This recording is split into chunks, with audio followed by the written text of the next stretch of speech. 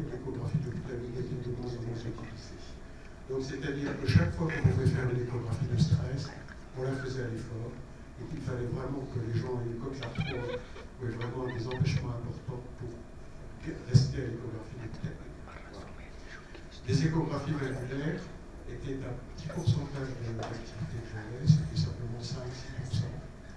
Donc c'était des RAC, des insuffisances mitrales. Et je veux dire que la principale activité, c'était quand même la recherche de l'ischémie coronaire. Parmi cet ensemble de 500 examens à peu près par an, j'utilisais le contraste, et je vous montrerai quelques images de contraste avec le sonovif, qui est un produit que vous n'avez pas au Maroc, et je trouve ça dommage parce qu'on se prive d'une possibilité d'amélioration de la qualité des examens. Ça faisait au début 10%, et puis je pense qu'à la faveur des appareils qui s'améliorent, la technicité, la qualité du grain, la qualité de l'imagerie, et qu'on utilise moins ces agents de contraste parce que la qualité de détection dans le cas est meilleure, et donc on a une base meilleure de l'échographie de stress. Voilà. Donc ça c'est le panorama. Les protocoles, ils n'ont pas vraiment changé. L'échographie d'effort, ça reste toujours l'échographie d'effort. Après, vous faites des paliers de 25 watts ou des paliers de 30 watts, vous faites des paliers de 2 minutes ou des paliers de 3 minutes, peu importe. Moi, je faisais habituellement des paliers de 30 watts, 2 minutes, parce que j'étais un peu pressé, 3 minutes, c'est long, surtout quand on démarre à 30 watts. Donc, c'est des paliers de 25 ou 30 watts, 2 à 3 minutes. Bonjour. Jusqu'au maximum de l'effort. Pour que votre épreuve d'effort soit interprétable, quels que soient les droits d'effort, c'est 90% de l'FMD. Donc, tant qu'on n'a pas atteint ces 90% de l'FMD, on est gêné pour l'interprétation de l'examen. On a un examen sous maximal. Voilà. Le temps important, c'est bien sûr le pic et bien sûr la récupération. Donc, sur les schémas des recommandations de la Société européenne d'échocardiographie, vous prenez votre imagerie au départ, vous prenez l'imagerie ensuite au pic, parfois une image intermédiaire si vous avez un doute. Le pic, je prenais plusieurs images en récupération, c'était R3 et R5, parce que souvent la précocité de la récupération est intéressante et la fin de la récupération est aussi peut-être intéressante. Donc les moments clés, c'est plutôt le pic, la récupération L3 et la récupération L5. Voilà. Donc ça, c'est pour l'effort. Pour la début, les protocoles sont toujours les mêmes.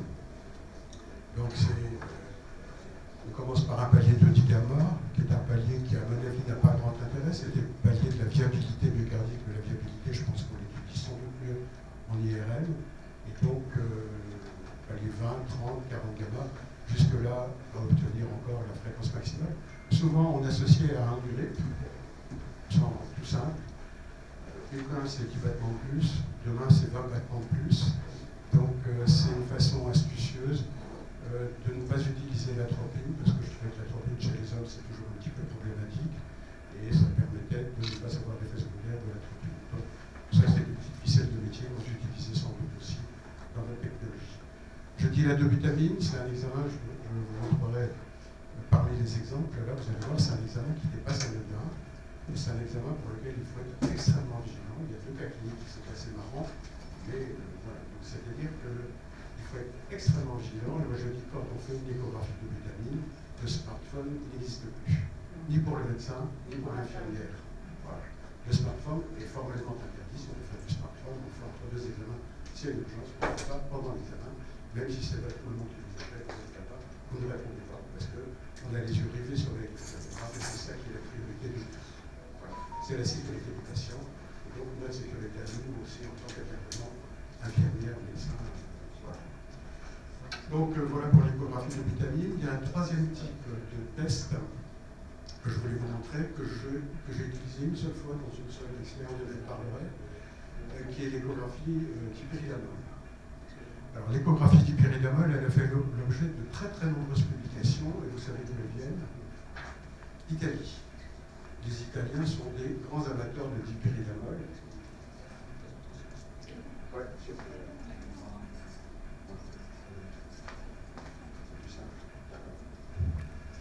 voilà, donc les Italiens sont des grands amateurs de glace, mais aussi de dipyridamol de glace. Et donc ils vont utiliser très très largement. J'en ai un peu l'expérience, mais très peu. C'est dans le cadre d'une étude dont je vous parlerai, qui est l'étude Phoenix, qui a été une étude multicentrique On va essayer de montrer l'utilisation du sonovus dans la perfusion myocardique. Voilà. Perfusion myocardique.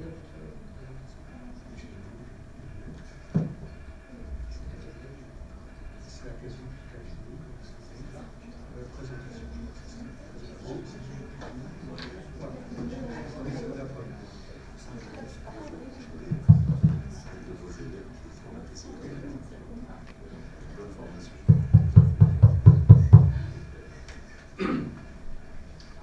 Voilà, donc si vous voulez, les protocoles effort hyperclassique, la dobutamine intéressant et très largement utilisé aussi, et puis le dipéridamol sous les cycles. En France, je ne connais pas d'équipe qui utilise le dipéridamol en semi-routine ou en petite routine. Je pense que pratiquement ça n'a pas. Voilà. Donc c'est justement pour vous citer les possibilités aussi. Donc ici, très rapidement, c'est pour vous montrer, je ne sais pas, peut-être me dire après. Voilà, alors c'est très narcissique, avec grande excuse. Je n'ai pas fait la totalité de ce qui se passait à l'IME dans les dernières années, c'était plus de 2000.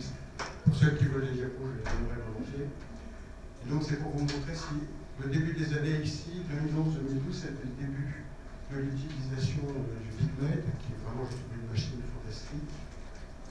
Et donc c'est pour vous montrer qu'au début, on avait petite activité, et puis cette activité s'est augmentée progressivement. Vous voyez qu'en rouge, c'est l'effort, en vert, c'est la dobutamine, et que très rapidement, on aboutit donc à un plateau à partir de l'année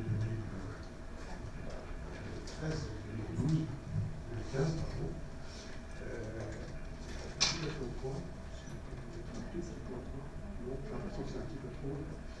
Donc c'est pour vous montrer, si vous voulez, l'activité, c'est essentiellement de l'activité de l'échographie de stress effort, un peu de dobutamine, et je vous ai mis ici un peu de calculaire. Voilà la répartition à peu près actuelle de ce qui se fait. Je pense que c'est en gros ce qui se passe dans tous les laboratoires. Voilà, c'est pour montrer le protocole d'effort, on passe rapidement là-dessus. La dobutamine, on passe là-dessus. Le dipéridamol, on peut le passer. Donc il y a juste un petit dessin qui vous est marqué, on en reparlera dans un exemple. C'est le flux coronaire, l'UVA, là pour le calcul de la réserve de cardiaque.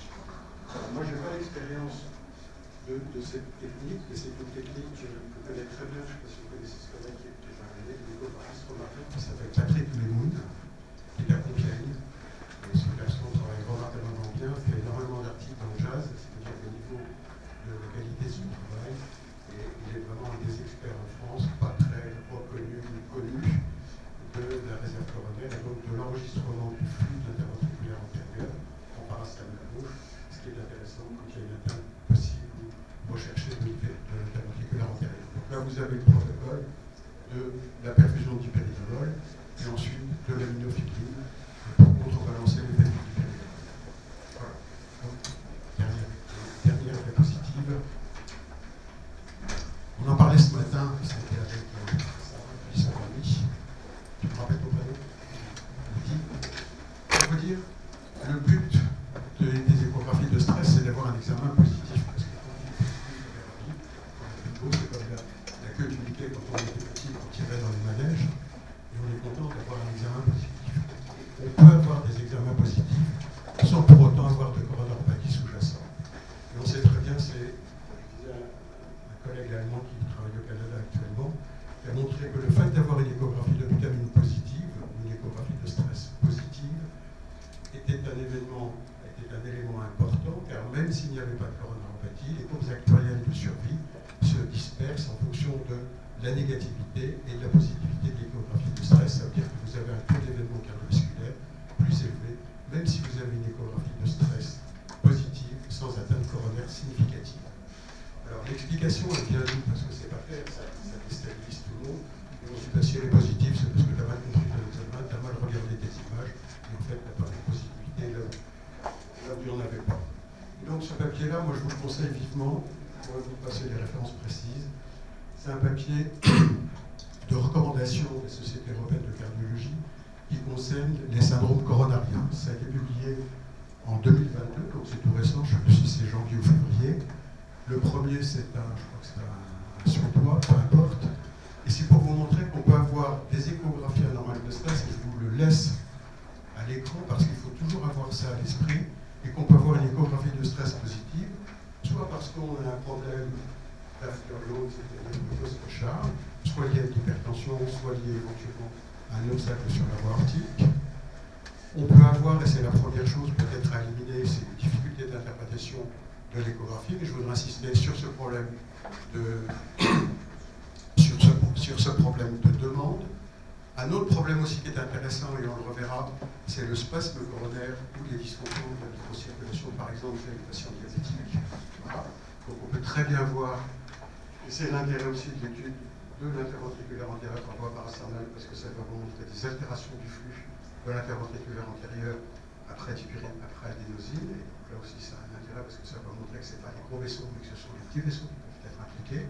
Et puis il y a ensuite une troisième anomalie, ce sont des anomalies métaboliques, myocardiques, qui peuvent expliquer cette positivité. Donc ayez toujours à l'esprit que si vous avez l'impression d'avoir, si vous avez votre sentiment en analysant votre étude, qu'il s'agit d'un examen positif, regardez s'il n'y a pas un contexte éventuellement clinique qui puisse expliquer cette positivité.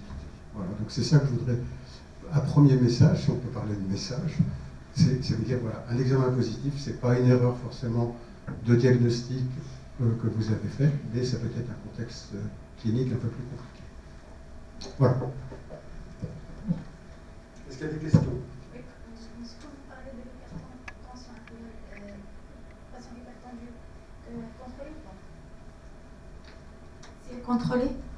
Alors, le problème de l'hypertension, c'est qu'elle peut être contrôlée au repos et pas contrôlée à l'effort. Donc c'est aussi l'intérêt de l'effort, parce que l'échographie d'effort, c'est un examen d'une richesse extrême. C'est un examen physiologique, c'est comme une épreuve d'effort, mais c'est tellement plus riche que l'épreuve d'effort que vous avez ce profil tensionnel qui est un élément important qui peut expliquer justement ces fausses positivités. Autre question? Oui.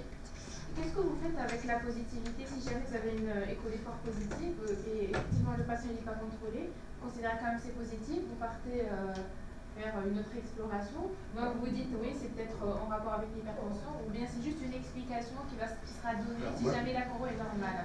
Voilà, moi je pense qu'il faut aller plus loin, parce que si vous avez un patient avec un score de risque cardiovasculaire qui est entre 2 et 3, donc suspect, voilà, toute histoire risque cardiovasculaire, potentiel de coronaropathie, je pense qu'à ce moment-là, il faut éliminer la coronaropathie, et une fois la coronaropathie éliminée, vous pouvez faire une positivité asymptomatique entre guillemets. Et qu'est-ce que vous voulez dire par l'hypertension artérielle non contrôlée à l'effort? On a l'habitude de voir des artérielles qui sont physiologiquement adaptées à l'effort, dans l'échographie de stress. À partir de quel chiffre vous considérez que c'est pas... Si vous voulez, en mettant le fait Larsen, les critères d'arrêt, c'est 250 mm. Ouais, donc c'est à partir au-delà de ça. Donc à 250 ou 260, on arrête. Donc ça veut dire qu'une tension qui grimpe très rapidement à l'effort, c'est une tension rapidement en avance. On le voit, ça se décroche très vite. La patient peut démarrer à 140-80 et en trois coups de pédale, il est tout de suite à 170 puis 190. Donc on va voir se démasquer une hypertension très rapidement en effort. Monsieur? Les échos d'effort positifs, ouais. Avec un coronaire normal. Est-ce que c'est plutôt positif sur le plan clinique, ECG ou écho? La positivité oui. est surtout marquée au niveau ECG, clinique, écho. Sur l'écho. C'est au niveau de l'écho. C'est une anomalie segmentaire en échocardiographie à l'effort. Voilà, je vous propose de passer sur le premier cas clinique.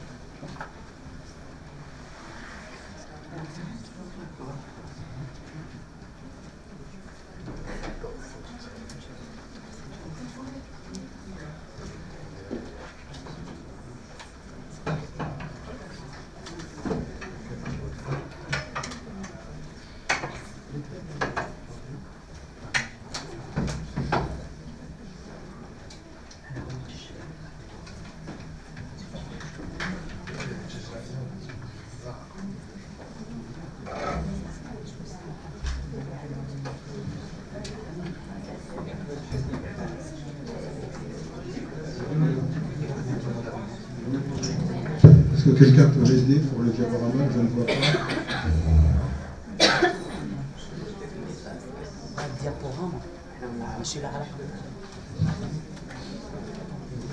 Pour se mettre en diaporama, je sais quelle icône que je vois pas.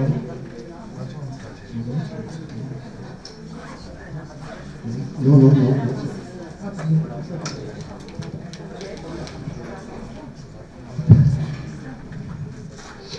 Voilà. Premier cas clinique. Voilà, c'est un monsieur. Il a la chance ou la malchance, je ne sais pas, d'être banquier. Voilà. Il a un antécédent de maladie périodique. Il est donc traité au long cours par la colchicine. Comme facteur de risque, donc 58 ans, surcharge pondérale, une hypertension artérielle depuis 20 ans qui est en trithérapie bien contrôlée, au moins au repos. Il a un tabac interrompu depuis 2 ans, une hypertension chez sa mère, il est asymptomatique. Donc moi, ce que j'aime bien, c'est utiliser ce score cardiovasculaire. Vous avez les hauts risques et les bas risques. Les bas risques, ce sont les gens du Sud, je veux dire l'Europe du Sud. Alors, peut-être vous mettre dans l'Europe du Sud quand même. Vous êtes sur le très haut risque. Bon, je ne vais pas rester très longtemps au Maroc à ce moment-là. Donc si vous êtes sur le très haut risque, donc la France, l'Italie, le Portugal, voilà, tous ces pays-là sont considérés comme des pays à bas risque par rapport aux pays du nord de l'Europe qui, eux, sont considérés au risque. Donc c'est un monsieur qui a 60 ans, et en gros, vous voyez que s'il a une pression artérielle contrôlée vers 140, il est quand même entre 2 et 3, donc il a un score de risque qui est quand même plutôt 3, donc c'est-à-dire un risque intermédiaire. Il est asymptomatique, il ne se plaint de rien, et son médecin traitant, qui est un monsieur astucieux, il a un électro qui est normal, l'envoie pour une échographie du stress. Voilà. Je n'ai pas toujours les photos d'échographie de stress, mais je vous demande de me croire. Cette échographie, vous voyez, fait 180 watts, donc il pédale pas mal, 93% de la qualité, donc c'est une épreuve valide, asymptomatique, pas de modification de prix. Alors, on va faire un vote démocratique. Pardon? C'est terminé.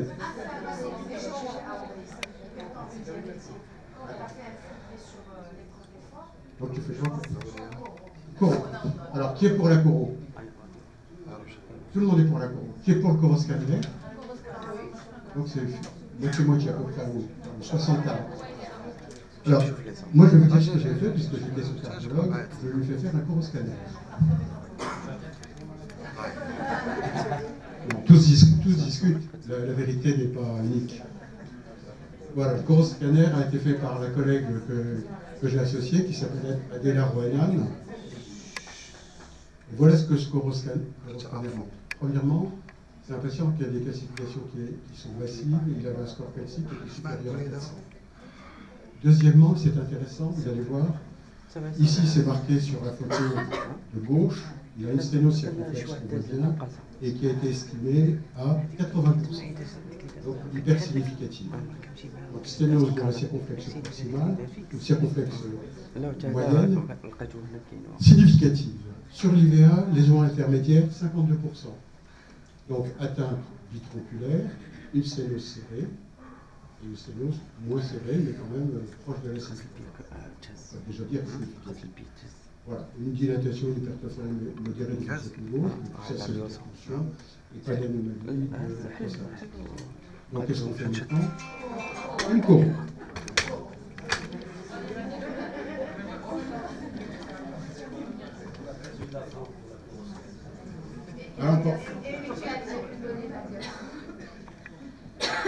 Voilà.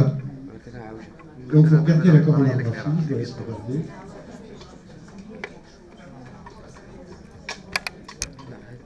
Voilà. Donc quand vous regardez, ici vous avez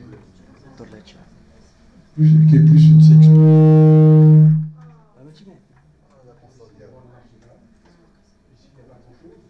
Donc on a un peu surpris de la discordance qu'il y a entre le coroscanner et la circonflexe. Voilà. Donc ça veut dire que. Et la deuxième chose que vous regardez, c'est une sténose hyper serrée de l'IVA. On est d'accord. Donc on se trouve, effectivement, je pense que les gens qui disaient coro d'emblée, pourquoi pas, des gens qui ont dit coroscanner, pourquoi pas, on a eu une étape intermédiaire, mais ça prouve que l'étape intermédiaire, elle n'est pas si évidente que ça, parce qu'elle vous donne des informations que, premièrement, c'est bien coronarien, c'est un patient qui fait un triplet à l'effort, donc il est bien coronarien, mais la coronaropathie qu'on avait annoncée, moi j'étais parti et j'avais annoncé à ce patient qu'il aura un stent sur la CX, et il se retrouve avec un stent sur les gars. Pour lui, la différence, elle n'est pas majeure. Il s'est dit, qu'est-ce qu'ils se font? C'est comme s'il me disait d'aller à Marseille, et en fait, je suis parti à Strasbourg, ou si d'aller à Ouarzazate, et je vais à Meknes. Voilà. C'est un peu le même genre de relation. Donc c'est pour vous montrer la première chose, c'est que chaque examen va vous apporter des informations, et que chacune de ces informations doit être soumise à critique et à prudence, pour vous montrer une discordance entre ces deux indications. Alors je voudrais vous faire quelques petits commentaires sur les troubles du rythme ventriculaire à l'effort, parce que c'est bien d'avoir dit un triplet, mais sur quoi se base-t-on pour réfléchir et pour dire on va faire plutôt telle chose que telle autre chose. La première chose que je vous ai pris, c'est les recommandations de la Société française de cardiologie pour les épreuves d'effort, c'est-à-dire Mercadet. Vous voyez qu'il y a des critères absolus d'arrêt qu'on connaît tous, la tachycardie ventriculaire, la fibrillation ventriculaire, ce qui n'était pas le cas de ce patient. Donc on a arrêté immédiatement parce qu'un triplet, on ne sait jamais ce que ça va donner par la suite, donc on a arrêté. C'est quand même quelque chose qui est important de faire, puisqu'il y a des critères relatifs, et parmi les critères relatifs, vous avez les triplets et les troubles du rythme ventriculaire répétitifs. Donc il était logique d'arrêter, et c'était un patient qui était à risque potentiel. Voilà, première remarque du risque de l'épreuve d'effort. Deuxième chose qui est intéressante, c'est que Xavier Jouven, qui va faire tout à l'heure un topo sur la mort subite. Xavier Jouven a fait, vous voyez, c'est tout à fait ancien, ses premières grandes publications, c'est le New England de 2000, donc ça fait 22 ans. Voilà, le temps passe. Et dans cette étude qui est très intéressante et qui reste toujours d'actualité, 6000 patients français de 42 à 53 ans, et qui étaient a priori indemnes de maladies cardiovasculaires. Voilà. Parmi ces patients, 138 avaient des extrasystoles ventriculaires fréquentes lors de l'épreuve d'effort. Ce n'était pas l'écho d'effort, c'était des épreuves d'effort tout à fait banales. Et qu'est-ce qu'on s'aperçoit? Moi, je suis impressionné, c'est 23 ans de suivi. Je ne sais pas si vous vous rendez compte de la durée du suivi, 23 ans. Eh bien, on s'aperçoit que ces patients qui sont ici en noir, donc qui ont des extrasystoles ventriculaires, en fait, ont des courbes actuarielles de survie à 23 ans qui se rapprochent de ceux qui sont identiques même à ceux qui ont une ischémie myocardique documentée. Donc ça veut dire la chose suivante par rapport à une population qui n'ont pas d'anomalie de troubles du rythme ventriculaire à l'effort. Ça veut donc dire la chose suivante. Et c'est pour ça que quand on revoit cette chose-là, on peut dire que chez ce patient, des anomalies rythmiques ventriculaires à l'effort triplet et plus sont fortement suspectes de coronaropathie et que l'étape intermédiaire du coroscanner n'est peut-être pas indispensable chez ce patient. Voilà. Je termine avec cette dernière diapositive, qui est intéressante, qui est toute récente, qui date de 2021, et qui a la valeur pronostique à l'effort chez des patients asymptomatiques. Ce qui était le cas de ce monsieur, il ne se payait de rien. Donc on lui a dit, monsieur, vous n'avez rien, mais on vous met un stent. Comme quand vous allez au restaurant, il trouve que l'édition est un peu forte. Et ce qui est intéressant, c'est que, j'ai du mal à lire, mais lorsque ça survient pendant l'exercice, les troubles du rythme ventriculaire n'ont pas une grande valeur significative. Par contre, lorsqu'ils surviennent à l'effort et surtout pendant la récupération, ils ont une très forte valeur prédictive d'ischémie coronaire. Voilà. Donc c'est ça le message. Vous avez des troubles du rythme ventriculaire, doublet, triplet à l'effort et surtout en récupération. Là, chez ce monsieur, le triplet était au pic, mais il a fait des doublets en récupération. Donc on a une ischémie myocardique qui est quasi certaine, et ischémie myocardique chez un homme à haut risque, c'est coro. Voilà. Excusez-moi, j'ai une question à propos de l'époix à la demi-année. La DO2 et les proies arrivées. On en reparlera dans 3 minutes. Voilà, je voulais vous montrer aussi, c'est d'autres alternatives que je trouve intéressantes. Vous savez qu'on peut faire de la FFR sur les coronaires, en cours de coronographie, pour voir si la sténose est significative. Inférieure à 0,80, la sténose est significative. Supérieure à 0,80, la sténose n'est pas significative. Et là, on est dans du mélange scanner et FFR. Alors c'est une technique que je ne connais pas, que j'ai trouvée dans la littérature, vous voyez c'est tout récent aussi, ça date de 2022, toujours dans cet article sur les syndromes coronaires et les recommandations de la Société européenne.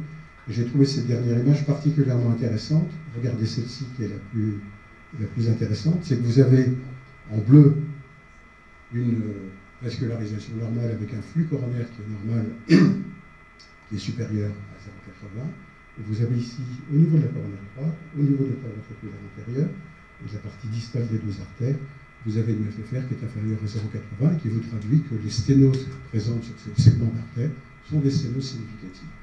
Donc ça, c'est peut-être le futur aussi de la cardiologie, si je ne fais pas la promotion du scanner, mais c'est vrai que cette association scanner et FFR permet d'avoir certainement des renseignements d'emblée intéressants et peut-être orientés plus vers la coronarographie.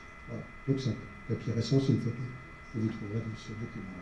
Donc voilà pour à la fois le scanner, les limites du scanner de la quantification. C'est ce que je vous ai marqué. Le scanner, c'est une bonne technique pour montrer qu'il n'y a pas de sténose significative. Mais à partir du moment où vous avez une sténose significative, le scanner a une spécificité qui n'est pas bonne. 53%, c'est une mauvaise spécificité. Ça veut dire que le scanner n'apprécie pas de façon très précise la sévérité d'une sténose coronaire. Il faut donc avoir un autre moyen. Donc voilà. Message. Trouble de rythme ventriculaire, effort et surtout récupération, c'est ischémie coronaire. Et scanner, quand vous avez une sténose hyper serrée sur les impatients, sur un coroscanner, attention, parce qu'il y a des calcifications, et ces calcifications vont gêner la quantification de la sténose coronaire. Voilà ce que je voulais vous dire pour ce premier exemple. Question ? J'aurais juste une petite intervention par rapport au premier cas. C'est un patient qui a des facteurs de risque cardiovasculaire. On a hésité entre la coro et le coroscanner. Moi, je n'ai pas hésité, mais j'ai eu tort. Non, c'est pas ça, c'est qu'on aurait pu demander un score calcique une fois qu'il était élevé, passer directement à la coro, ça aurait évité l'injection à 2 reprises. Alors, ce que je peux vous dire, c'est qu'on n'aurait même pu commencer par le score calcique. Parce qu'un score calcique supérieur à 400, c'est coro direct, c'est ça? Ou aller directement à la... C'est pas fort. En fait, de toute façon, un score calcique isolé, c'est intéressant chez les patients diabétiques parce que ça nous permet de les stratifier en très haut risque ou à risque moins élevé. Le score calcique ne résume pas la maladie coronaire, si vous voulez. Donc je pense que c'est un élément comme vous diriez le TPS ou des choses comme ça. L'évaluation de la taux de sténose, le degré de sténose est gêné par les calcifications. Et gêné par les calcifications. Donc ça veut dire qu'après, le coroscanner, le problème, c'est que c'est une étude morphologique statique. L'échographie d'effort, c'est dynamique. Voilà. Mais c'est pris en défaut. Vous avez un patient qui est en coronarien avec une épreuve d'effort négative. Et c'est connu. Je vous en montrerai d'autres cas. Voilà. Donc après, si vous voulez, notre petit computer interne, c'est un monsieur, c'est une dame, des facteurs de risque, pas de facteurs de risque, il y a tous ces éléments qui vont intervenir dans le choix de la stratégie. Je veux dire, est-ce que c'est légitime de demander un coroscanner avant l'écho de stress un score calcique. Si on avait trouvé une classification... C'est pas choquant, mais après, si vous voulez, c'est faire la démonstration d'une anomalie, enfin d'une sténose coronaire significative. Après, vous le faites soit de façon dynamique, soit de façon statique. Et d'emblée, une coronarographie, ça peut être très excessif, donc il faut choisir. Bien, monsieur, excuse-moi.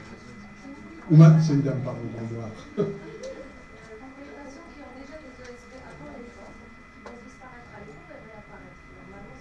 Ça, c'est tout à fait, c'est une parasystole ventriculaire dite bénigne.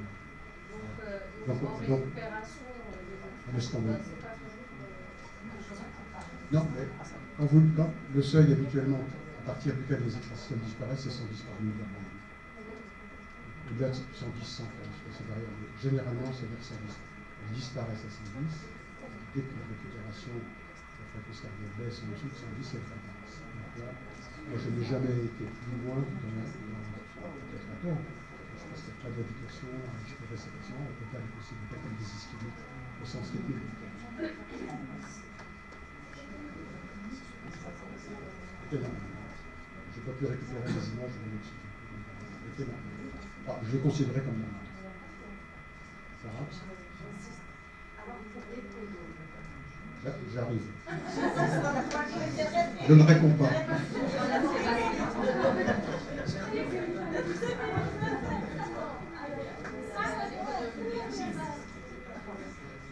La place devant.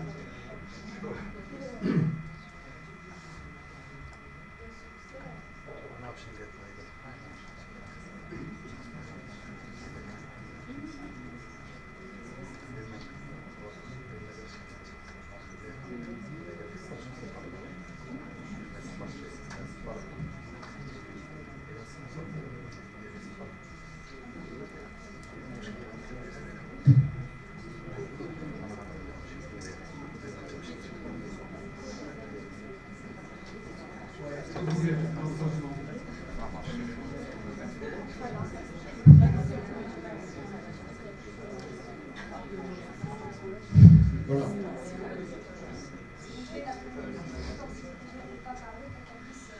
Donc, tous ceux qui parlent vont sortir, c'est clair.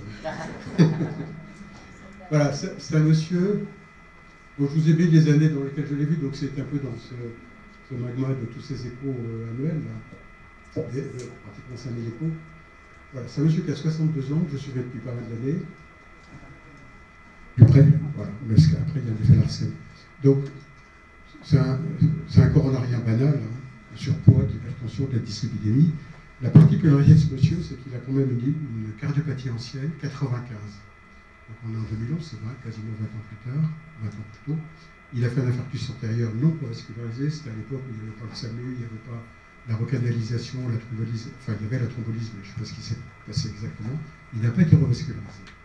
En 2008, 10 ans plus tard, un peu plus, il fait un OAP sévère, et on confirme qu'il a une occlusion chronique IVA-SX, et on lui fait une double angioplastie CD1 et CD2, CD3. Voilà.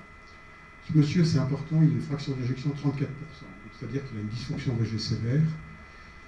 En 2011, on n'avait pas l'agressivité qu'on aurait aujourd'hui, et il a une hyperexcitabilité ventriculaire, et on le met sous traitement bêta-bloquant. En 2009, j'ai quand même fait une échographie de butamine, et je pense qu'à posteriori, c'était un peu culotté. Voilà. Voilà. Et comme j'étais... Donc en 2011, je le revois, vous avez le tracé de basal, voilà, on voit très bien la séquelle de l'infarctus antérieur, antéro-apical, même avec un rabotage S2 V5, V6, et il a donc cette séquelle d'infarctus, et palier de 20 gamma, on voit quelques extracellules ventriculaires, et il part voilà, en TV hyperconnaissance. En fait, ça se passe bien pour lui parce qu'on les tape sur la poitrine et il repart. Ce qui arrive de temps en temps sur les tachycardies ventriculaires. On était très choqués, bien sûr, mais d'abord on a commencé à lui faire un petit massage et tout taper sur la poitrine, un grand coup de poing violent, et il repart en rythme sinusal. Bien sûr, il a droit à son dréphiloque intraveineux, à son amiodarone intraveineux et à sa coronarographie. Et donc la coronarographie va montrer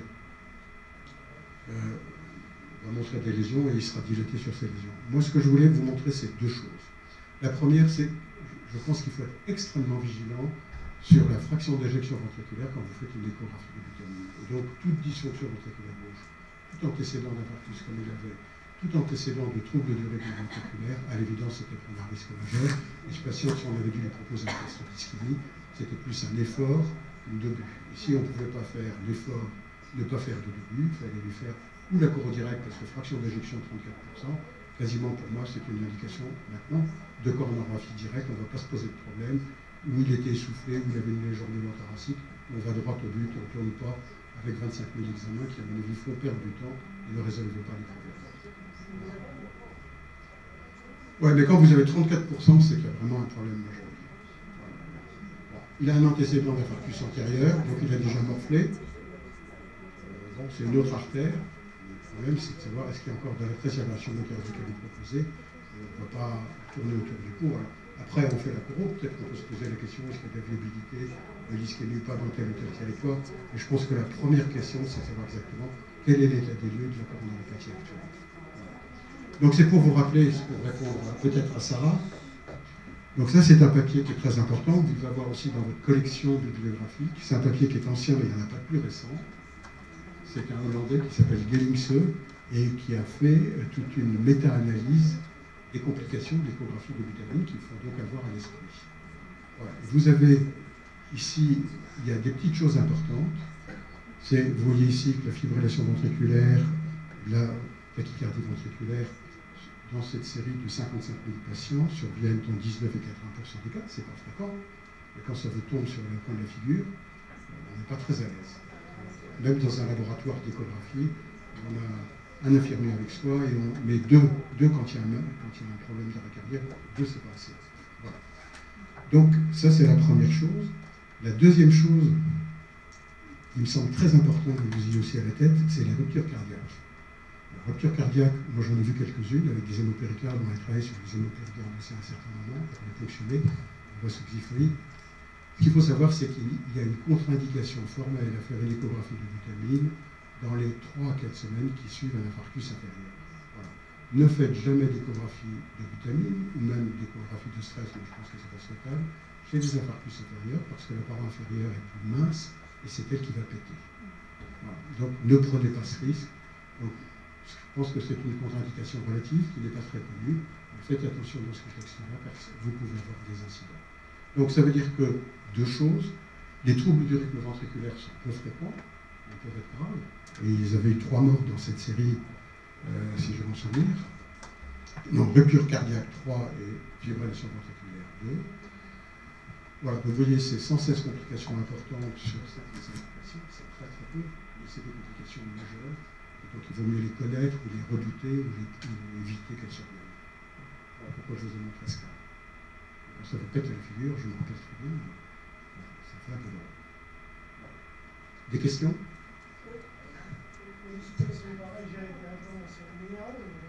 Oui, j'ai rien directement sur. Oui. Alors, je suis d'accord avec vous, on peut très bien faire l'IRM avant, mais l'IRM de stress, c'est à l'adénosine aussi. Donc,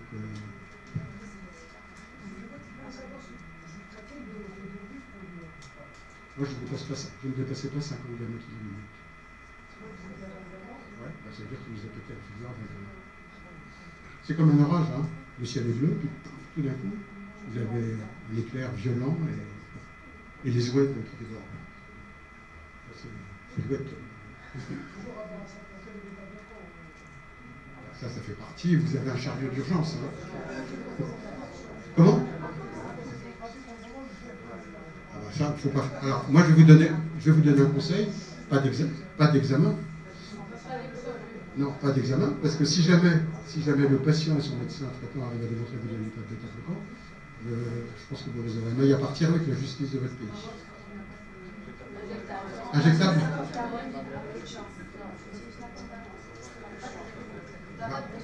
Pas de Brevivac? Alors, rebellez-vous. Le début. Vous êtes d'accord? Encore? Madame derrière. Ce patient avait fait l'infarctus en 95. Ouais. n'a pas été revascularisé, puis en 2008, on le revascularise sur l'UVA. Non, sur une coronaire droite. Ouais, uniquement sur la droite. Il n'y a pas une tentative de localisation, puis je pense que le souvenir exact de cette observation, je ne sais plus, mais je pense qu'il y avait une séquelle antéro-apicale, voilà, une ectasie antéro-apicale, séquelle de son infarctus, qui est aussi une raison de faire une explosion réduite. On est en 2011, donc je vous ai montré un cas de 2011.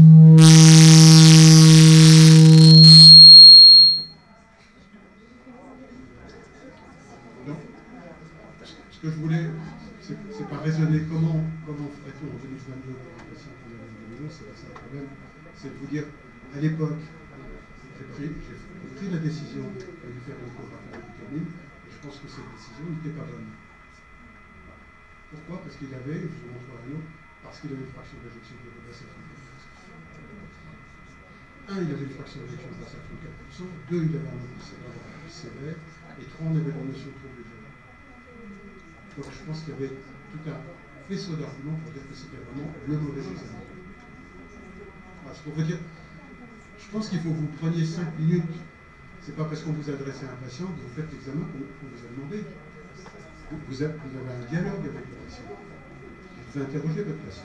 Est-ce qu'il n'a pas une douleur récente? Est-ce qu'il n'a pas fait un malaise? Vous engagez votre responsabilité pour vous faire un examen, parce que c'est un examen agressif.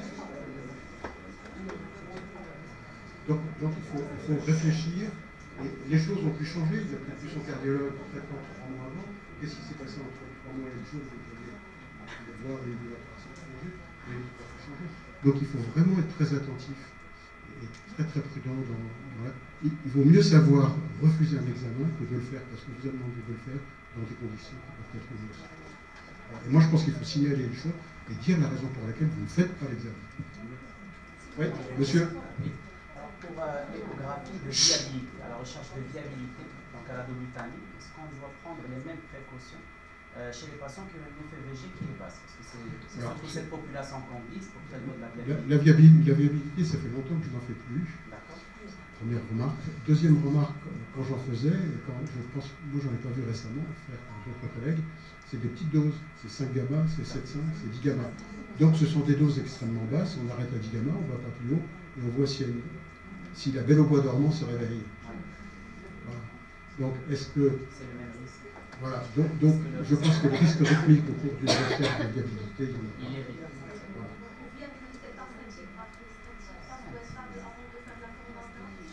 Oui, on peut faire par scintigraphie ou moi je pense mieux par IRM. La méthode de référence pour la viabilité actuellement, c'est l'IRM. Mais je pense que les choses ont changé, les bandes de viabilité sont devenues exceptionnelles.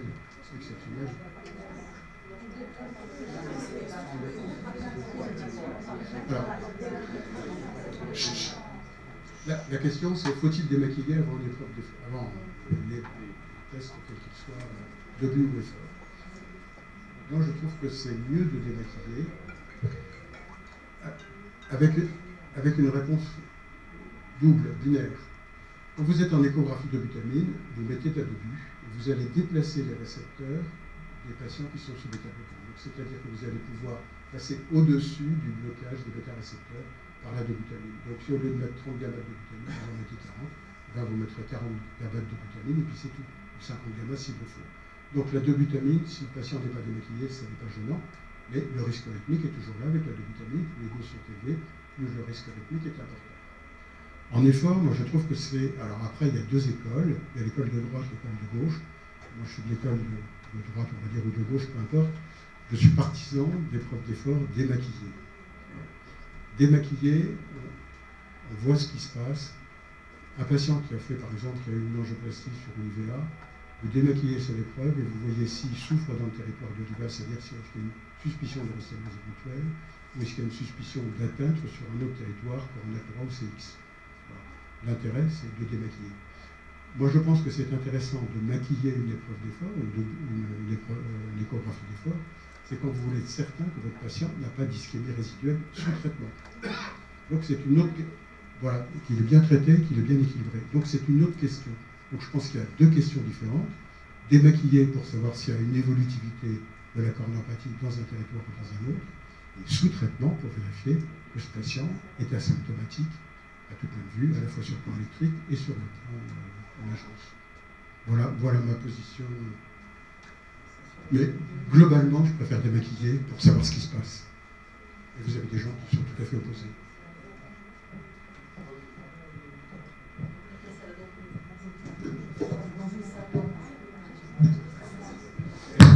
Est-ce que la dobutamine doit se faire dans une salle particulière? Sinon, vous avez des recommandations pour les échos de stress, et les recommandations sont exactement les mêmes que vous ayez une écho d'effort, une écho d'hypéridamol ou une écho de butamine. Vous devez avoir un infirmier ou une infirmière avec vous, et vous devez avoir un chariot d'urgence avec un défibrillateur dont vous avez vérifié en début de séance que ce défibrillateur fonctionnait. Si vous n'avez pas ces critères-là, moi je ne donne pas cher face à un juge. Je pense que le Maroc est en train de se judiciariser comme le reste du monde, comme la France. Nous, je peux vous dire que je faisais de plus en plus attention à ne pas me mettre en tort. C'est pour ça que si j'ai un doute, je le refuse l'examen, c'est rare. Il y a des patients qui refusent de faire l'examen. Je vous rappelle qu'en France, nous, on est obligé de donner un consentement informé, signé par le patient. Si le patient n'a pas signé ce consentement informé, on ne fera pas l'examen. Ça arrive 2 fois par an, 3 fois par an. Il y a des gens qui arrivent dans la salle et qui disent non, je ne vais pas faire ce truc, pas de problème. On se examine, mais on ne fait pas l'examen. Voilà. Donc, je trouve que si vous prenez, je ne sais pas si la législation marocaine vous oblige à avoir un consentement informé écrit.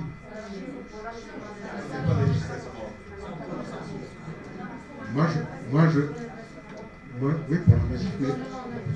Oui, mais là, vous avez un risque. L'échographie de stress, c'est un risque. Donc, le risque mérite que le patient soit informé du risque possible. Et je répète, avant l'examen, monsieur, tout se passe bien dans la majorité des cas, mais vous avez un certain nombre de cas où il y a un risque exceptionnel d'aller en soins intensifs ou en réanimation.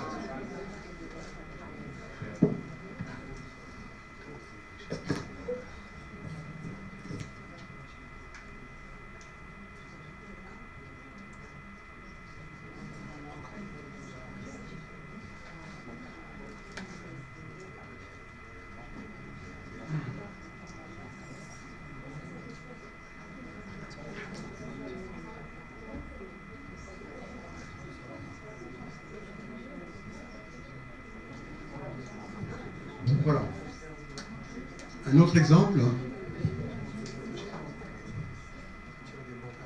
voilà, c'est un contexte assez particulier et douloureux. C'est une dame que je connais bien et qui en 2013 avait 57 ans. Vous voyez qu'elle a des antécédents qui sont assez violents. Elle a un goitre multinodulaire pour lequel elle a une thyroïdectomie, donc un traitement substitutif. Elle a un cancer du sein droit en 2006, une radiothérapie, puis une ovariectomie. Elle récidive en 2013. Voilà, c'est un carcinome intracanalaire de haut grade, ablation du sein droit, reconstruction par transposition du grand pectoral. Ça veut dire que c'est une chirurgie extrêmement longue. Et puis, on la revoit à cette époque, parce qu'on s'est aperçu que dans sa famille, ils étaient porteurs des gènes BRCA1 et BRCA2, c'est-à-dire d'une famille à très haut risque de cancer bilatéraux.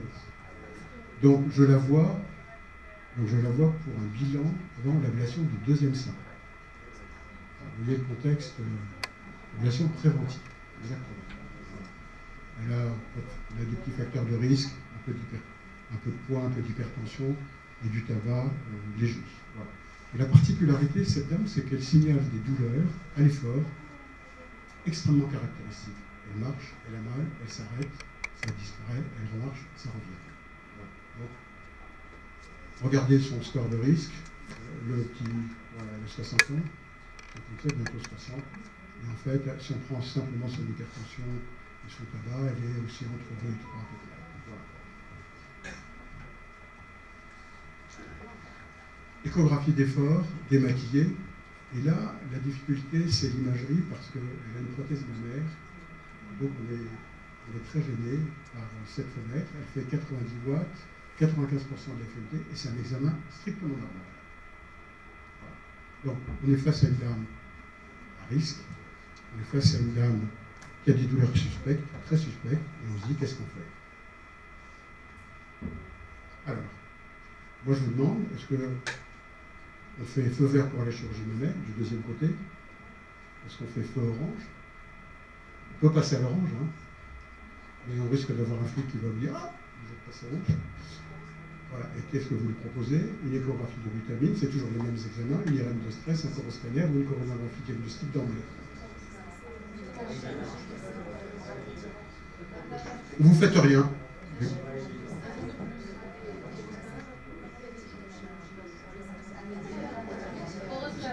C'est un risque intermédiaire parce que c'est un simple.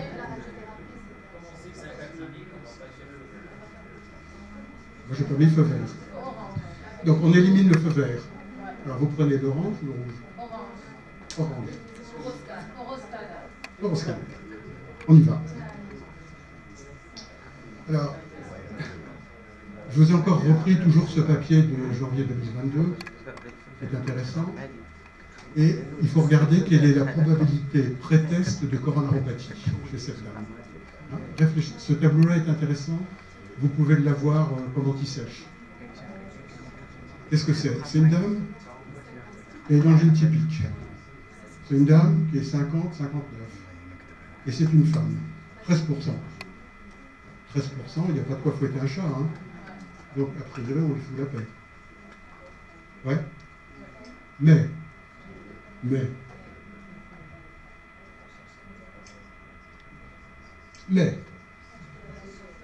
elle a une thyroïdectomie, elle a un traitement substitutif, mais on sait que la thyroïde, c'est aussi, les hypothyroïdies peuvent favoriser la coronaropathie.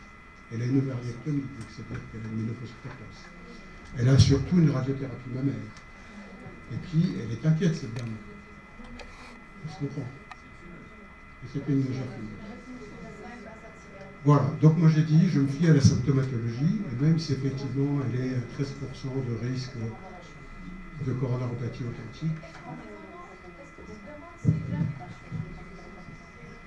En raisonnant devant cette patiente, est-ce que, par exemple, on se dit on va faire une coro et on tombe sur une tritranculaire?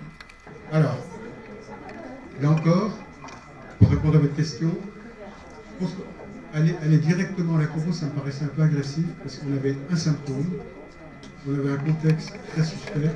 Moi, je trouve que si vous voulez, l'élément le plus suspect de cette patiente, c'était sa radiothérapie mammaire. Voilà. Radiothérapie mammaire. Voilà le scan.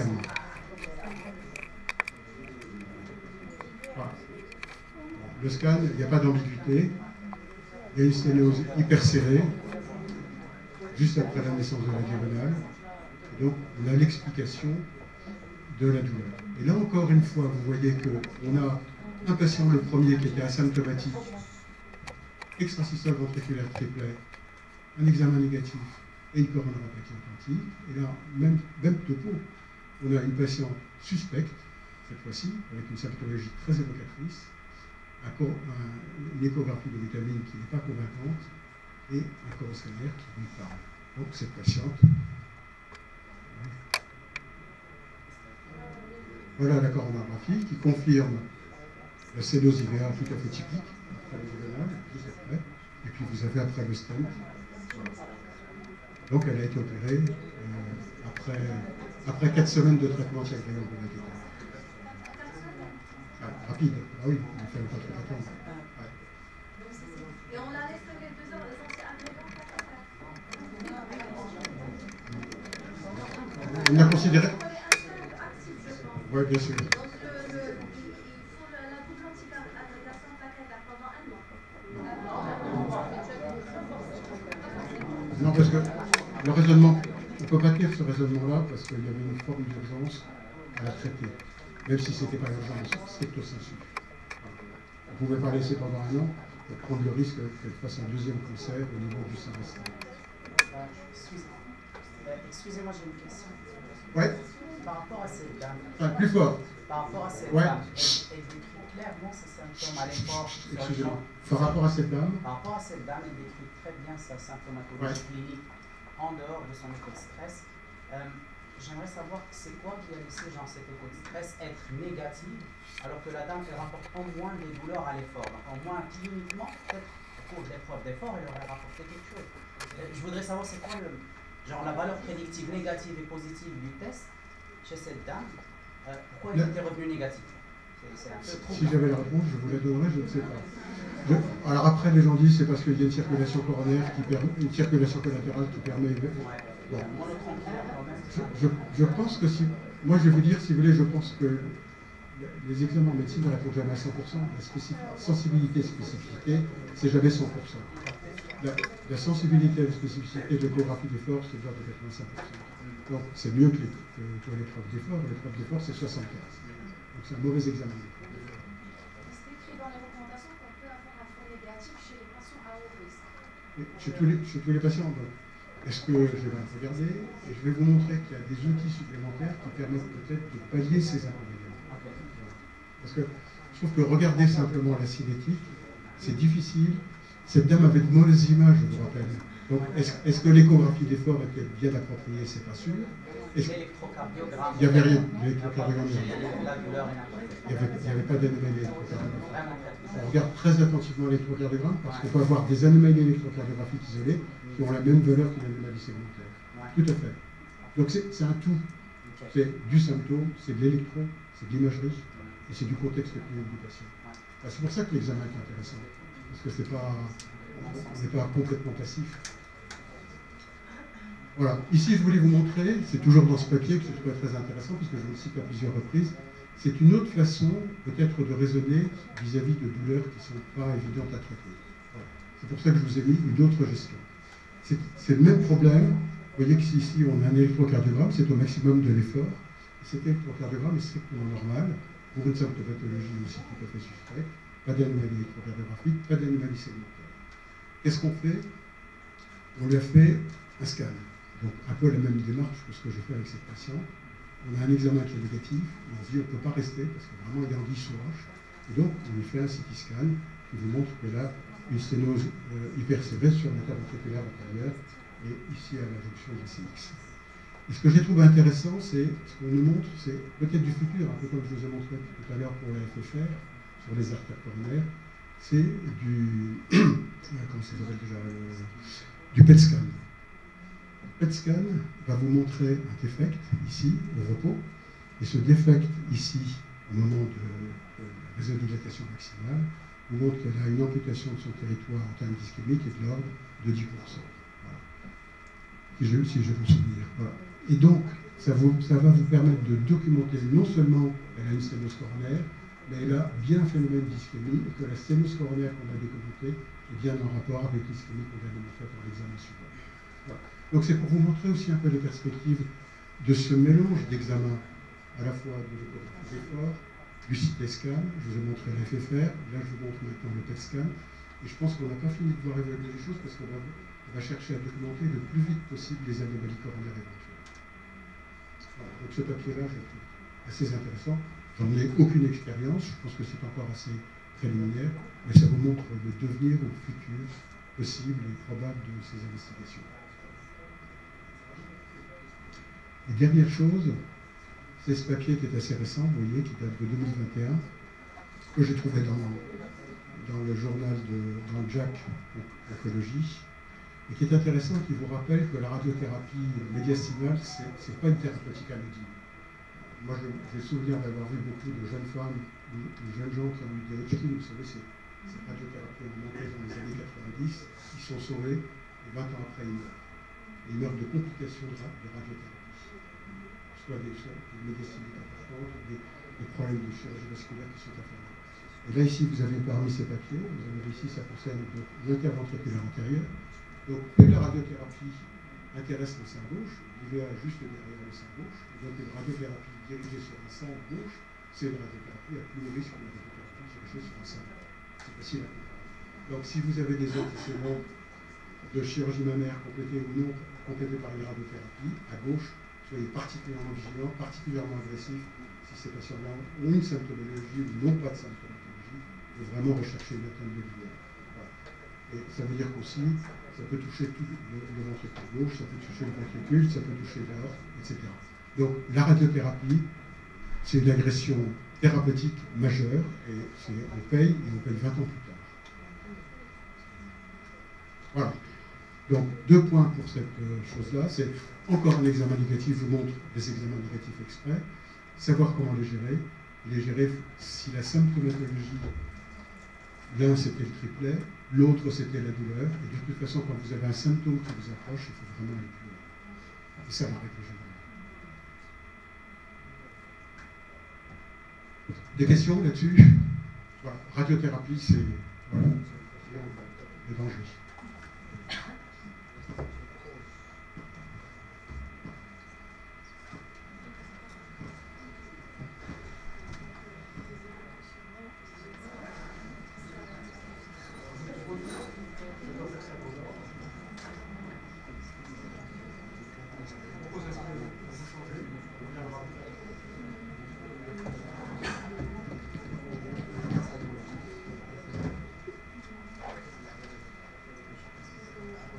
Un petit peu de registre.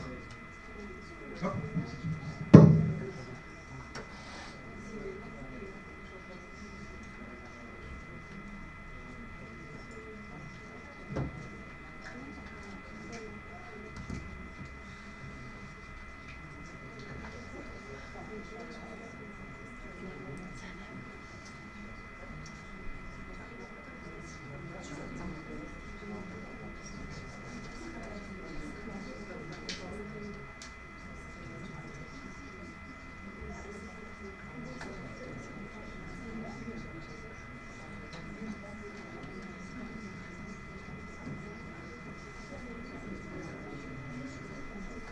Donc c'est juste une petite intermède.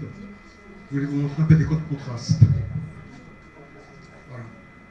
Est-ce que ça vous dit quelque chose, les codes contraste, ou pas du tout? Ouais. Ouais. Avec le saut de vue, ça vous dit quelque chose? Parce que, non, vous n'avez pas le saut de vue ici, mais c'est juste pour vous montrer un petit peu l'atmosphère dans laquelle les choses. Donc je vous disais, les examens qui nécessitaient du saut de vue, à un moment, je le fais de façon systématique sur 95% des examens, puis comme ça coûtait cher, même remboursé par la sécurité sociale en France, on est devenu un peu plus raisonnable, et donc ça ne marche plus.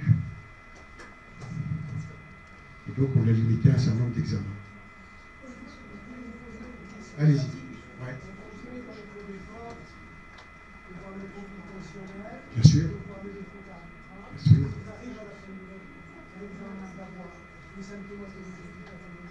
Oui.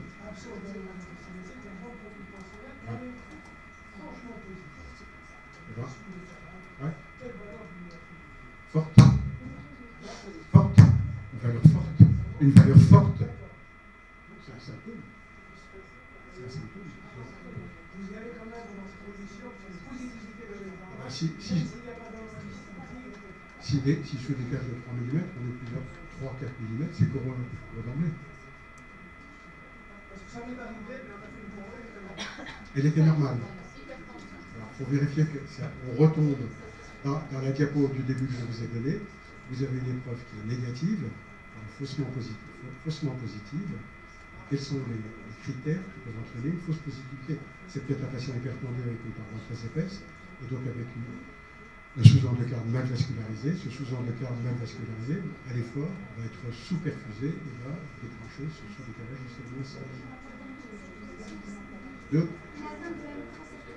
ça peut être ça, il peut être diabétique, mais s'il est hypertendu, s'il a une hypertrophie myocardique, c'est la première cause de mauvaise d'hypoxie du sous-endocarde.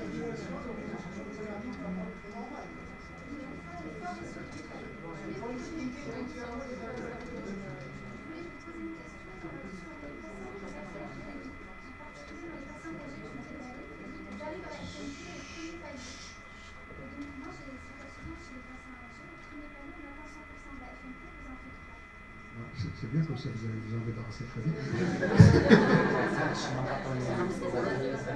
Pour le même prix. Non, mais moi je pense que vous avez raison. Alors à ce moment-là, ce que vous pouvez faire, si vous voulez actuellement, on a un petit peu volé dans le pédalage. Avant, on faisait des paliers, je vous ai dit 25 ou 30 toutes les 2 minutes.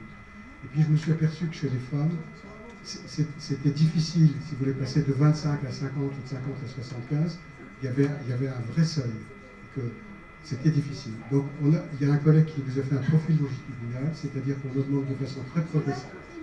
Voilà, de façon très très progressive. Et je trouve qu'en particulier pour les femmes, c'est beaucoup plus confortable et on a une adaptation bien meilleure à l'effort. À tel point que quand il s'agit d'hommes un peu âgés, c'est plutôt ce profil-là qu'on prend.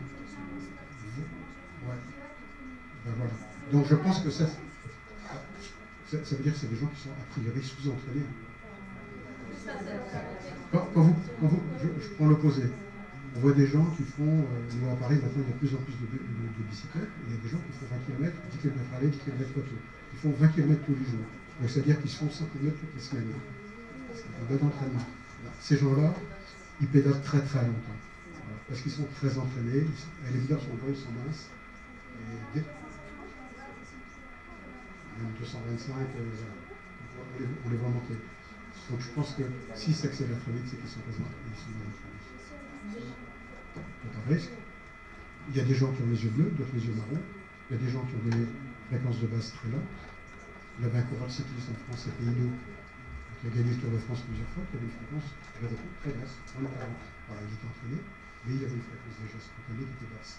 Et puis vous avez des gens qui d'emblée sont 90, 95. Donc il y a des grands, il y a des petits, il y a des grands, il y a des masses. Et donc je pense qu'on est tous différents, heureusement. Ouais. Ouais.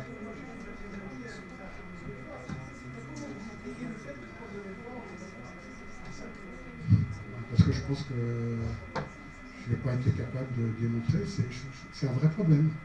Et c'est pour ça que quand on a une épreuve d'effort négative et qu'on n'a pas la réponse à la question qu'on s'est posée, j'aurais mis même au fait qu'on avait une coronaropathie. L'examen négatif. La symptomatologie était tellement évocatrice que je me suis dit, c'est pas possible, je ne peux pas en rester là. Voilà.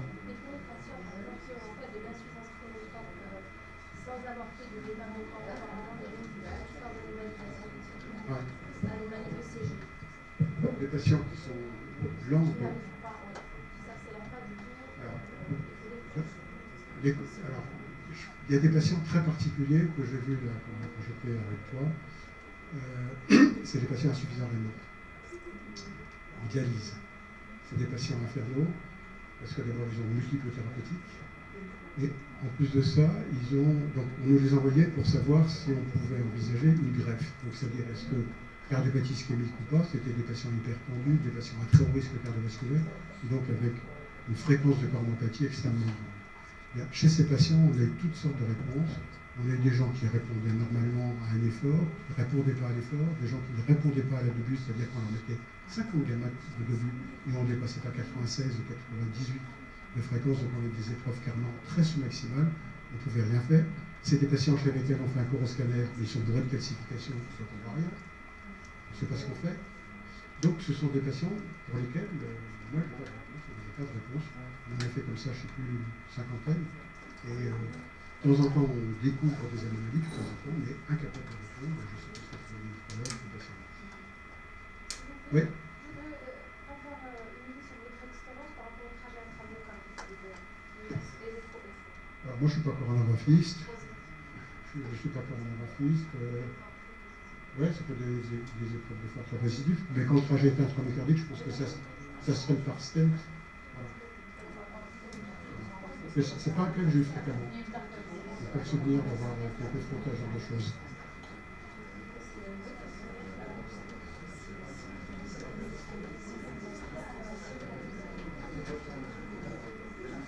Voilà. Juste pour faire un petit peu de changement, c'est une espèce d'intermédiaire. Donc, qu'est-ce que c'est que les agents de contraste?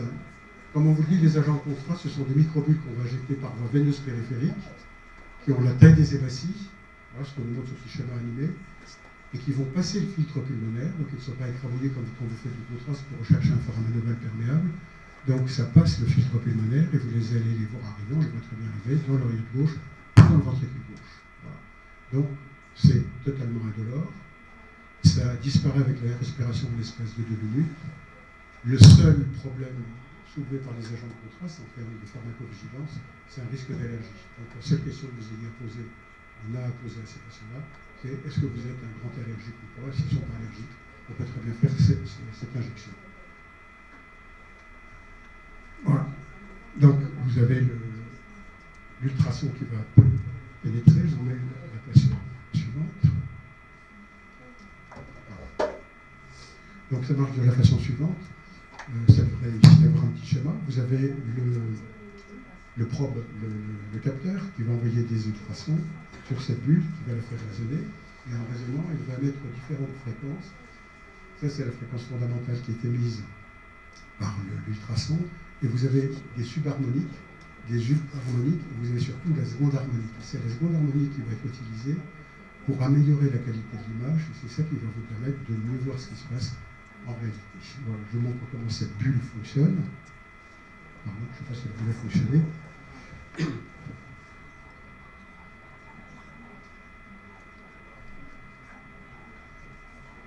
ne veut pas fonctionner. Donc c'est une petite bulle. Elle a fonctionné? Ah bon, pardon, je n'ai pas fini.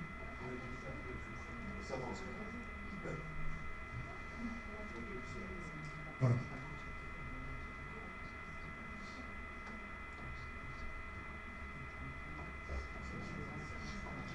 Voilà, donc voilà, pardon, excuse-moi. Donc voilà l'image que vous avez. Donc on est en biplan.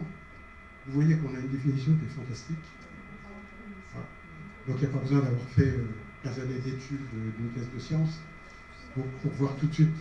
Donc nous, on a été très emballés. Vous avez ici l'incidence 4 cavités. On voit l'ensemble des parois. Vous avez ici l'apex, la paroi latérale haute, la paroi latérale basse, territoire de l'IVA, territoire de la CX.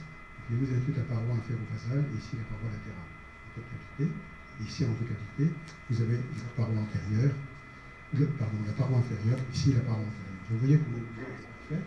Et on peut même améliorer encore cette imagerie. Ça, c'est un petit travail qu'on avait fait, vous voyez, ça date de 2005, dans cette distribution de vue. Et on montre ici l'amélioration, sans aller très vite, ça c'est l'amélioration qui est obtenue par le contraste au niveau des différents secteurs. Donc sur 150 patients qu'on avait fait donc, en subfrancilien et qui montrait qu'on avait une amélioration de la visibilité et donc de la détection des contours. Voilà. Ici, en langue, en triplan. Voilà, ça vous montre en triplan. Vous voyez, on a une fréquence qui est à 100. On voit très bien la 4 cavités, peut-être un petit peu moins bien ici, cette cavité-là, mais voilà le triplan et qui vous donne la totalité de cette imagerie. Donc on a toujours trouvé que ce sono-vu en injection classique, et l'intérêt, c'est que quand vous allez très vite, vous montrez d'autres images, ça vous donne encore une qualité d'imagerie au pic de l'effort qui reste très basse. Voilà, ici, c'est encore une coupe qui est intéressante. Vous voyez? On dirait de l'IRM. Voilà.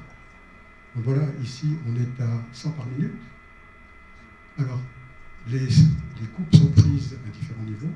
Vous avez ici les trois incidences. Une incidence apicale, vous pouvez régler la hauteur. Une incidence basale, vous réglez la hauteur. Ça correspond à cette image-ci, ces différentes images. Vous voyez que ici, le secteur est un peu petit parce que ça nous escamote la partie apicolatérale du ventricule.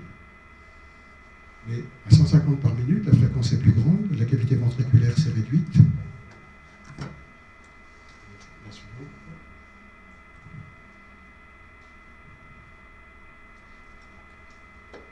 Voilà, vous voyez, on est à 135. Donc moi je trouve qu'on a une qualité d'imagerie qui est assez fantastique.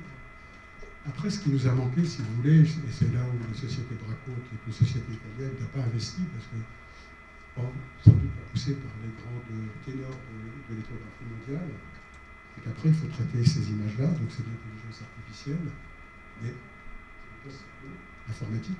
Vous voyez que sur des images comme ça, on a quand même plein d'informations, on voit, mais qu'on n'est pas capable de quantifier. Donc moi, je trouve que c'est de très belles images. Je me dis que c'est un peu dommage que ces images-là, elles restent un peu stockées comme ça, à titre anecdotique, comme je le présente aujourd'hui, sans qu'on soit allé plus loin, sans qu'on puisse l'utiliser. Ici, en objectif unique, non, c'était normal. Non. la dernière coupe. Ah, la dernière coupe, elle n'est pas bonne. Il faut prendre celle, en gros, les meilleures, ce sont celles du milieu. Du milieu et la première en bas et à gauche. Voilà. Donc, après, il faut les centrer, il faut les travailler, donc c'est pas parfaitement optimal. Voilà. Donc, le contraste intracavitaire, c'est pour vous dire, voilà, c'est quand même un outil. On n'utilise pas vraiment, c'est un peu dommage. L'optimisation des contours de l'endocarde, je pense que je vous ai convaincu, et les images sont bonnes dans 90% des cas. Donc, pas de... Chaque fois qu'on a un examen qui n'est pas de bonne qualité, chez la dame qui avait une mauvaise qualité d'imagerie, là qui avait ses 2 cancers, son cancer et sa récidive de chirurgie à prévoir, je pense que c'était une très bonne indication des cours de contraste. On ne voyait pas bien les parois, donc je pense que j'aurais dû faire le contraste. Vous voyez, optimiser la qualité de l'imagerie. On aurait peut-être eu une réponse plus adéquate que ce qu'on a eu d'un examen qui me paraissait négatif. Voilà. Les limites pratiques, c'est une disponibilité restreinte. Alors, si vous râlez auprès de votre ministre de la Santé, vous aurez peut-être une chance de l'avoir. Ça vaut maintenant 56 € la dose. Peut-être, je ne sais pas si c'est le prix de la cocaïne ou moins cher que la cocaïne, ou plus cher. La cocaïne n'est pas remboursée. Voilà. Donc là, vous avez peut-être un moyen de pression auprès de vos autorités de santé. Je vous ai dit, contre-indication, c'est allergique et par sécurité la grossesse, parce que la grossesse est toujours particulier.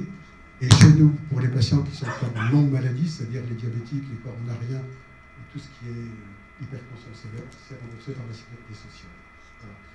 Je vous ai mis une limite technique, ça n'est pas validé pour la perfusion, parce qu'on se dit, si on voit la cavité, qu'est-ce qui est autour de la cavité?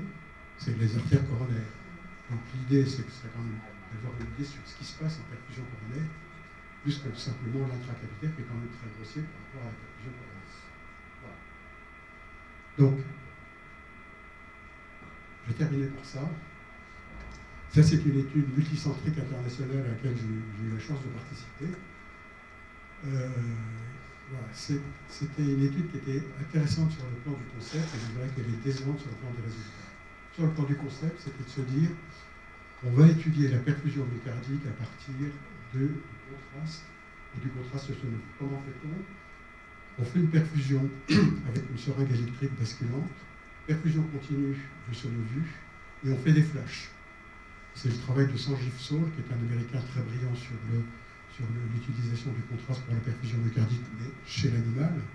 Chez l'homme, il n'y a pas beaucoup de développement. Et donc, on fait un flash, ici. Vous attendez que toutes vos bulles soient bien à l'intérieur ici, donc des réglages particuliers d'appareil. Ça se faisait avec le Philips, parce que Philips a une très bonne qualité de contraste. On fait un flash, tout disparaît, et on étudie la vitesse de remplissage du myocarde par les microbules. Et donc, si ça se remplit de façon homogène, c'est que la perfusion est correcte. Si ça se remplit de façon homogène, c'est-à-dire l'apex, il y a un trou, et que le reste se remplit normalement, ça veut dire qu'il y a une forte suspicion d'anomalie sur l'IVA, ou inversement sur la circonflexe dans un rapport latéral. Voilà. Donc ça, c'était l'étude sonovue. Cette étude sonovue, les patients ensuite passaient à ou après, ça n'a pas d'importance, en scintigraphie mécanique. Et donc, on leur faisait une scintigraphie mécanique classique, au dipyridamol. Donc ça, c'est aussi le dipyridamol, donc on repose, et ensuite après dipyridamol, c'est pour ça que j'ai dit que j'avais l'expérience du dipyridamol dans cette indication-là exclusivement. Donc, repos dipyridamol, scintigraphie la même chose, repos dipyridamol, et troisième étape, repos systématique. Voilà. Donc, on a une étude 516 patients. Voilà. Donc, l'idée, c'était de démontrer l'efficacité et l'innocuité du saut de vue intramyocardique pour le diagnostic de coronaropathie. Voilà. La deuxième idée, c'était de démontrer la non-infériorité du contraste intramyocardique par comparaison avec la scintigraphie myocardique. Et on a inclus pour ça, c'est une multicentrique européenne, payée par Bracco, qui a inclus 516 patients dans toute l'Europe.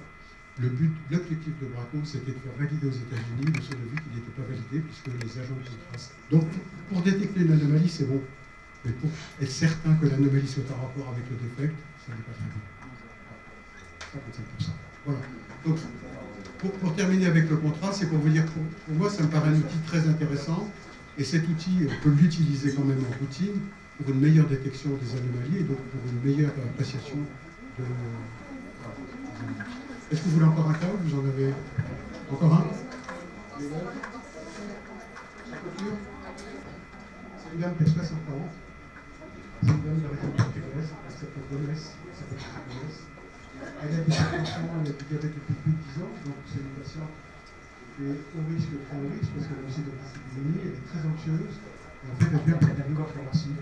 On l'explique pas bien. Il n'y a pas de rapport avec l'effort, mais il y a des douleurs thoraciques. Donc les médecins qui m'ont envoyé pouvaient donner une échographie de stress, elle est incapable de y aller. Donc on lui a fait l'échographie de stress, c'est l'examen cardiovasculaire immédiat. On s'est dit, mais vérifiez le point. Voilà, et ça c'est la chose suivante, au pic de 30 gamma, cette dame a une douleur thoracique extrêmement forte, très forte. Et on voit sur l'électrocardiogramme, vous voyez, c'est pas très net, mais il y a un tissu décalage. Un tissu décalage du segment ST. Voilà. Hein, on voit tout à fait net, on voit. Et en inférieur, il y a une petite image en miroir, bref, il n'est pas normal. Donc, devant cette douleur très très forte, cette dame très agitée, un sus-décalage, on arrête tout. La douleur thoracique persiste et on décide de la transférer en courant. Sur le tableau suivant, c'est là ce que je voulais introduire, c'est un peu de strain. Parce qu'il faut travailler avec le strain et avec le stress. Vous voyez, le bullseye, au repos tout est vert, tout est normal, au pic tout est normal. Quand vous regardez ici le strain, vous avez un strain basal qui est correct. C'est un strain strictement normal. Et quand vous regardez le strain ici, vous voyez qu'il s'est passé quelque chose. On est en récupération. Qu'est-ce que vous dites là-dessus? Donc c'est la barre antérieure, antérolatérale, donc cette barre, c'est le barre antérieure, dans le vidéo, le slide scroll. Oui, probablement. Très probable.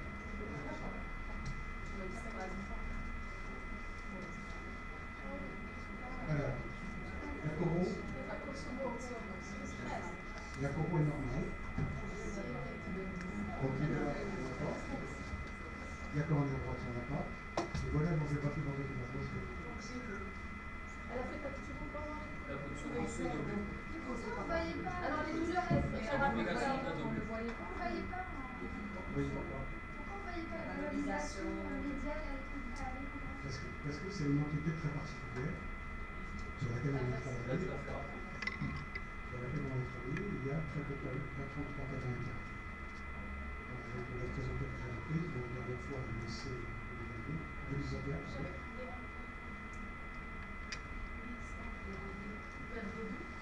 C'est le père de but. Le père de but. Oui, c'était le père de but. Non, c'est pas vu. Le rabat. Alors vous me donnez, vous me l'envoyez, vous l'aurez raffiné. Non, c'est vrai. Moi, j'ai joué la semaine dernière, c'était un douleur thoracique. Le début, pendant le début? Non, pas pendant le début. C'est pendant le début. Elle a récupéré au bout de ça. Voilà. Voilà la récupération. Troisième semaine. Voilà, vous voyez? Voilà, donc ça c'est. Les douleurs qu'elle faisait auparavant.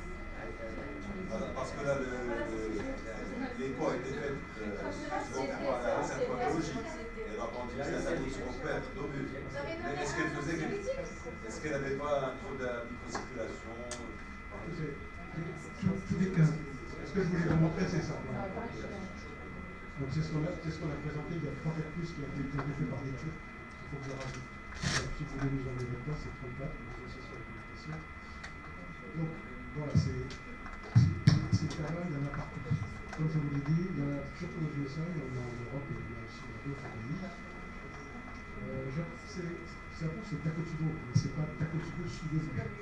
C'est sous le vitamine. Sous le vitamine. Donc c'est pour vous dire aussi que c'est une complication exceptionnelle. Moi j'ai vu une fois dans ma vie,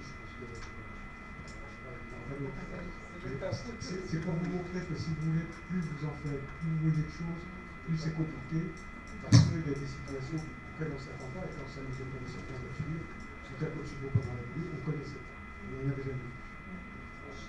Donc c'est un vaccin, et à partir de ce moment-là, on s'est mis à commencer à faire la photographie, on regarde un peu ça sur le papier, les noms de Dominique Visiteur de franco-britannique.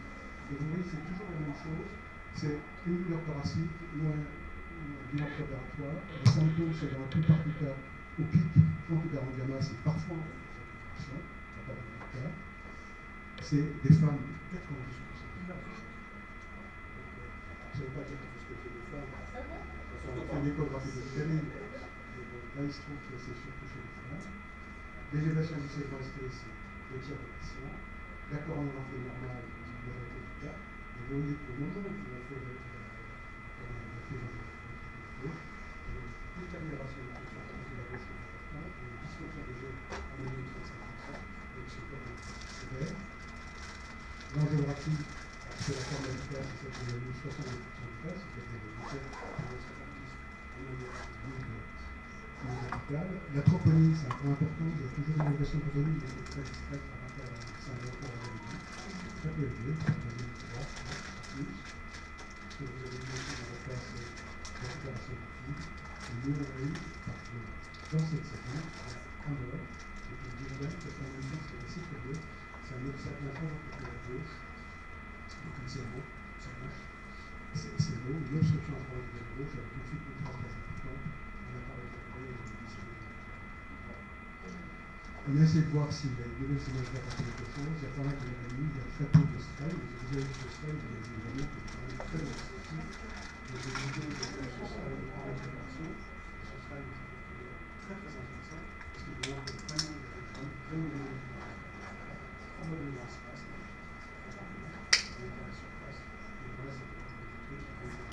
Donc là encore, c'est pour terminer là-dessus, mais pour vous dire que quand vous faites un examen, soyez toujours vigilant avant l'examen, parce que ça peut être affilié comme cette dame qui est très très inquiète. Cette année, surtout compléter vos examens, faites du strain chaque fois que vous les faites, parce que le strain va vous apporter un renseignement important. Au repos, vous faites facilement un strain qui est à moins 20, il n'y a aucun problème, ça veut dire que vous avez un bon au bout de 150, c'est toujours rapide. Vous n'avez pas encore de spectacle rapide, vous allez permettre de traiter les travaux et des pièces rapides. Et faites une récupération à partir du moment où vous êtes en 100 par minute, vous avez une direct, et c'est la différence entre le spray, là c'est la récupération, et là je pense que ça va être important. Il y a un travail qu'on n'a jamais pu sortir, tout ce qu'on fait pour ça, c'est la comparaison entre est-ce qu'il y a une dégradation de 3 points du spray par rapport basal récupération, c'est un argument pour dire qu'on a une atteinte coronaire sur le site. C'est-à-dire que si vous êtes à 21 au repos et à 17 ou 15 en récupération, c'est que vous avez à l'évidence un examen normal et que les examens normaux que vous avez tout à l'heure sont des faux examens normaux que le stress peut peut-être permettre de corriger. Voilà. Donc ayez toujours cet esprit de rechercher, de compléter vos examens en étant vigilant à votre de la documentation des métiers.